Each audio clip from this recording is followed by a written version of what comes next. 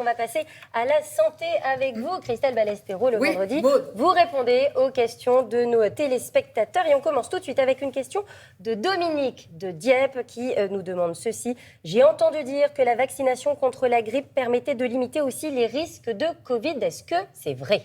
Alors, on rappelle que la campagne de vaccination contre la grippe commence le 18 octobre, la semaine prochaine.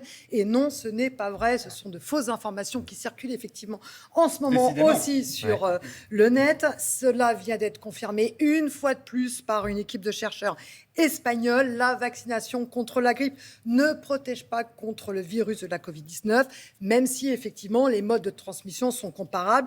Et il n'est pas risqué de se faire vacciner contre les deux virus en même temps. Un deltoïde, le deuxième deltoïde, le même jour. Aucun risque pour la santé. Notre système immunitaire est habitué à faire face à différents antigènes. Donc, pas de souci, il faut continuer cette vaccination. Et la campagne contre la grippe, ça commence la semaine prochaine. Oui. On va également maintenant attendre la question de Serge de Monaco. Vous avez parlé souvent de l'intérêt des salades pour la santé. Qu'en est-il des salades vendues en sachet ? Alors, les salades en sachet, en un seul mot, en sachet. Ça peut des fois rendre service, c'est mieux que rien quand on est vraiment pressé. C'est quand même un marché qui explose. Un tiers des salades que nous mangeons aujourd'hui sont en sachet.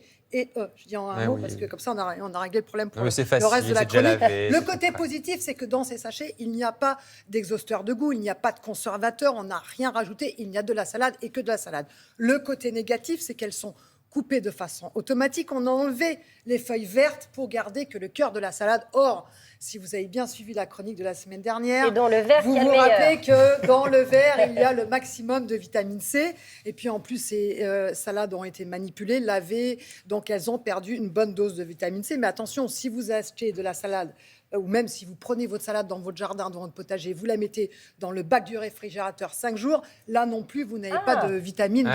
Voilà, il faut faire attention aussi aux salades que vous avez, aussi quand vous les manipulez et quand vous les conservez. Très bien. Alors, question d'Ingrid maintenant, qui est à Uzerche, en Corrèze. Ingrid qui nous dit « J'ai remarqué que ma mère de 67 ans avait progressivement moins d'équilibre. Faut-elle qu'elle consulte ?» Alors, si vous êtes inquiète, oui, il faut l'encourager à consulter son médecin traitant qui peut la rassurer ou l'orienter vers un spécialiste. Mais il faut savoir que quand même la perte de l'équilibre, c'est un signe naturel de vieillissement, un peu comme la perte de muscle. Sauf que le muscle, on le perd progressivement à partir de 40 ans. Donc, on s'en rend moins compte. La perte de l'équilibre, c'est plutôt à partir de 60 ans et de façon brutale. Donc, ça peut inquiéter. Et il faut savoir aussi que des chercheurs ont publié dans une revue spécialisée un test d'évaluation prédictive de la santé à venir. C'est-à-dire que pour savoir quelle sera notre santé à venir, on peut faire un test d'équilibre. C'est vraiment de plus en plus utilisé par les spécialistes. Le test est très simple. Vous vous mettez debout. Vous mettez en équilibre sur une jambe, voilà, avec le regard qui est fixé.